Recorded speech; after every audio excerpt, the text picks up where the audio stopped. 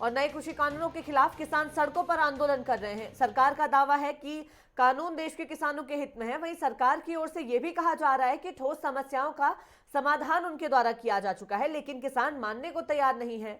किसान तीनों नए कृषि कानूनों को वापस लेने की मांग पर अड़े हुए हैं। सरकार की ओर से किसानों के नाम पर चिट्ठी लिखी जा रही है, तो वहीं किसानों की ओर से भी सरकार के नाम खुला पत्र लिखा जा रहा है।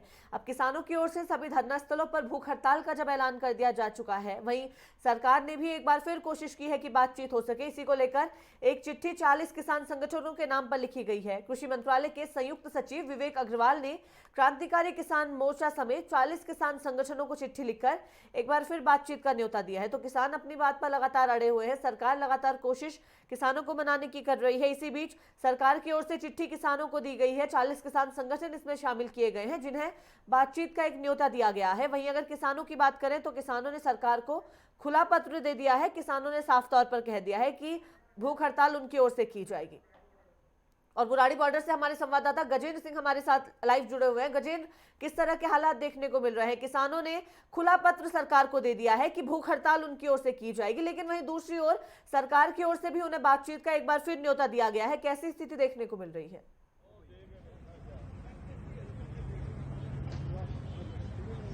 जी, आज 26वां दिन है किसान आंदोलन का। हम लगातार अलग अलग दिल्ली की सीमाओं पे देख रहे हैं किस तरीके से जो किसान आंदोलन है वो तेज होता जा रहा है। और इस बीच में हमने कई तस्वीरें देखी इस आंदोलन में।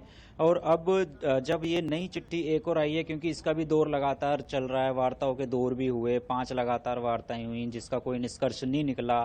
फिर हमने ये भी देखा कि सुप्रीम कोर्ट भी आया, बीच में आया, उन्होंने भी अपनी बात रखी। तो लेकिन किसान जो है वो अपनी बात पे अडिग हैं कि वो जो है ये जो कृषि कानून है इसको खत्म करा के जाएंगे। कल इन्होंने जो है अपना यहाँ पे बुराड़ी में भी और अलग अलग सीमाओं पे भी जो इन्हों के किसानों की मौत हुई है उनको शहीदों का दर्जा देके यहाँ पे इन्होंने झंडे भी झुकाए, रात को कैंडल मार्च भी करी, मौन भी किया। तो ये कहीं ना कहीं समझ में आ रहा है कि जो किसान है वो पूरी तरीके से अपने आंदोलन को आगे बढ़ा रहा है, वो किसी भी वजह से रुकेगा नहीं। तो जब ये चिट्ठी आ रही है और चिट्ठी के बदले किसान भी वहाँ पे चिट्ठी भेज रहे हैं, लेकिन जो किसानों की तरफ से चिट्ठी जाती है उसमें यही लिखा होता है कि हम इसको आपकी दी हुई सारी बातों को खारिज करते हैं, हमें तीनों कानून जो हैं वो माफी कराने हैं।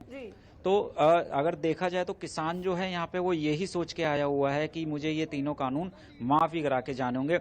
अब इन्होंने भूख हड़ताल की बात करी है, पहले भी हमने देखा अनशन किया था। अब जो अनशन होगा शायद इसमें ज्यादा लोग बढ़ चढ़ के हिस्सा लेंगे, ज्यादा किसान जो है वो बढ़ चढ़ के हिस्सा लेंगे, क्योंकि कहीं ना कहीं अब ये जो मामला है ये बहुत आगे जा रहा है। क्योंकि लगातार 26 दिन है, ठंड भी हो रही है, उसके बावजूद भी मौतें भी हो रही हैं, उसके बावजूद भी जो है लगातार किसान आंदोलन आगे बढ़ता हुआ दिख रहा है। तो कहीं ये दौरान जरूर हुई है और ठंड का कहर भी लगातार जारी है, शीतलहर का कहर जारी है और ठंड के मौसम में दिक्कतें जरूर किसानों की भी आंदोलन के दौरान बढ़ रही है। साथ ही सरकार की ओर से भी कहा जा रहा है कि मदद भेजी जा रही है और तमाम संगठन भी किसानों की मदद के लिए आगे आ रहे हैं। जो आंदोलन में इस वक्त किसान हैं उनकी तमाम तरह से मदद की जा रही है। ऐसी स्थिति में क्या माना जा रहा है, क्या किसान सरकार के इस न्योते को स्वीकार करेंगे? क्या किसानों के बीच कोई बातचीत आज होने जा रही है जिसके बाद ये निर्णय लिया जाएगा कि आगे की रणनीति क्या है? क्या सरकार के साथ बातचीत करने के लिए किसान राजी होंगे?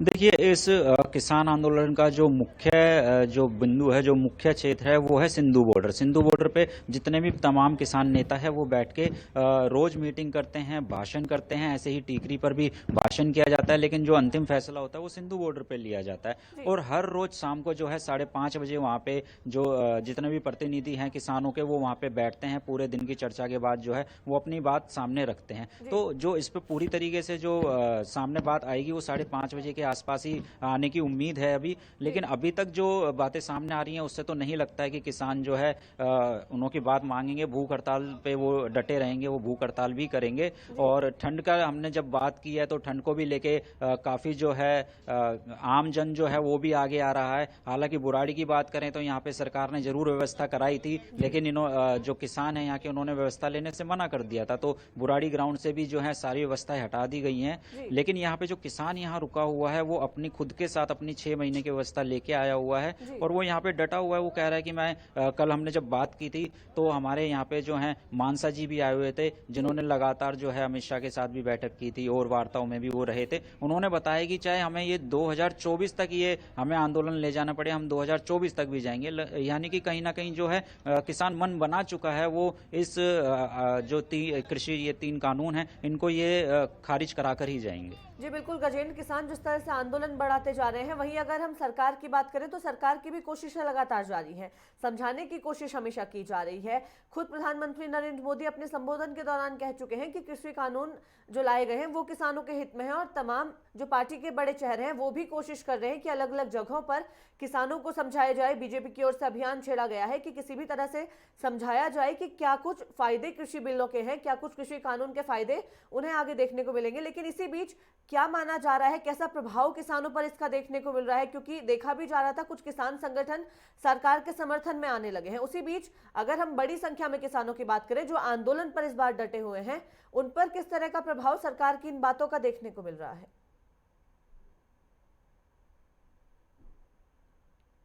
जी बिल्कुल, जब ये सारी बातें शुरू हुई थी तो सबसे पहला प्रभाव जो हमने देखा था वो चिल्ला बॉर्डर पर देखा था। चिल्ला बॉर्डर का एक तरफ का हिस्सा खोल दिया गया था क्योंकि वहां पे जो भानु गुट है उसने सरकार के सामने अपनी कुछ 13 मांगे रखी थी, जिसके ऊपर सरकार ने कहा था कि हम इसके ऊपर जो है आपको विश्वास दिलाते हैं कि हम इस पर बात करेंगे।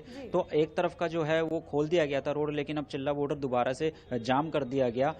इस तरीके से जो है सरकार ने अपनी पहले तो वो 8 पन्नों की चिट्ठी दी, बहुत ही सुंदर चिट्ठी थी, कलरफुल चिट्ठी थी, वो दी। उसके बाद सरकार ने 106 पन्नों का जो है एक बुकलेट जारी की। सरकार अब क्या कर रही है कि सरकार ने बीच का एक रास्ता मेरे ख्याल से ये ही खोजा है कि किसी तरीके से जो किसान जो यहाँ बॉर्डर पे बैठे हुए हैं, दिल्ली की सीमाओं पे हैं, ये करीब 2 से 3% हैं। पहले ये 2 थे, अब शायद 1% और बढ़ गया है, तो 2-3% जो है किसान यहाँ बैठा हुआ है। लेकिन जो बाकी का किसान है, जो बाकी अन्य पूरे देश में जो फैला हुआ है, उन तक बात पहुंचाई जाए, उनको किसी तरह मनाया जाए, उनको किसी तरह समझाया जाए। अब सरकार की प्राथमिकता ज्यादातर उस पे है। इसलिए जो ये जो किसान बॉर्डर पे बैठे हुए हैं, इनका कहना यह है कि सरकार हमसे आके बात नहीं कर रही है, बाकी किसानों से कर रही है। और जो किसान जो संगठन उनके साथ गए हैं, वो जो है वो उन्हीं के ही जानकारी में है, उन्हीं की तरफ से, बीजेपी की तरफ से ही या अन्य किसी दल की तरफ से ही हैं। तो उनसे हमारा जो है अभी कोई लेना देना नहीं, हमारी बात नहीं हुई है उनसे। लेकिन हम अपनी मांगे लेके आए हैं क्योंकि यहाँ पे